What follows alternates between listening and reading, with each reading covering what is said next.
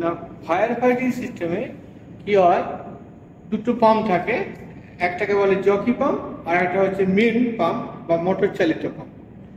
Fire ফাইটারে যখন কোথাও আগুন লেগে যায় তখন কি হয়, জল সেখান থেকে বেরোতে থাকে, জল বেরোনোর সাথে সাথে কি এই যে টোটাল সিস্টেমটা প্রেশার কমে যায়। প্রেশার কমে যাওয়ার সাথে সাথে যে ছোট পাম্পটা দেখছো, এই যেটা ছোট পাম্প, এই জকি পাম্প করে প্রেশার হাই করে দেয়।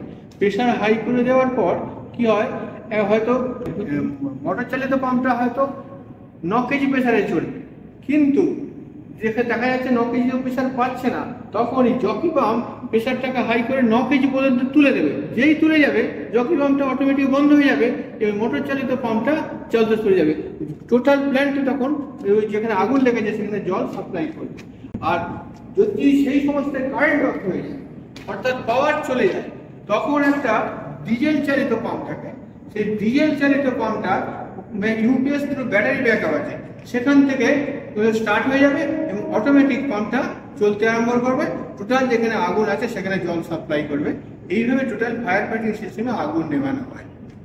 জকি পাম্পের ইনলেট, এটা জকি পাম্পের ইনলেট, এটা জকি পাম্পে একটা গেট ভাল্ব লাগানো আছে ইনলেটের মুখে, একটা জকি পাম্প বেরিয়ে আবার একটা আউটলেট, এটা এটা এটা এটা একটা নন রিটার্ন ভাল্ব দেওয়া আছে। নন রিটার্ন ভাল্বার পর একটা গ্লোব ভাল্ব আছে, গ্লোব ভাল্ব হয়ে এটা পুরো লাইনে চলে যাচ্ছে, মেন লাইনে চলে যাচ্ছে।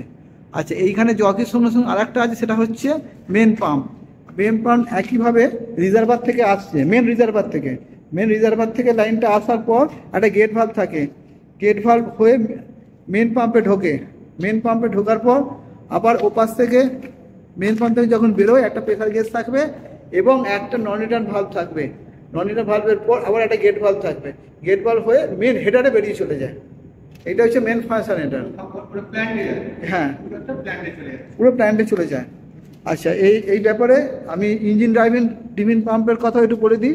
ওটা একই প্রসেসে জলটা ঢোকে এবং জলটা বেরোয়। হ্যাঁ, সরি, ডিজেল চালিত পাম্প। এখানেও একটা সেই মেন হেড থেকে আসে, মেন রিজার্ভার থেকে আসে, আবার এখান থেকে ঢুকে যাচ্ছে। এখানে ইঞ্জিন আছে। আচ্ছা, এইখানে ইঞ্জিনটা কিন্তু অয়েলে চলে, অয়েল রিজার্ভারটা বাইরে রাখা থাকে।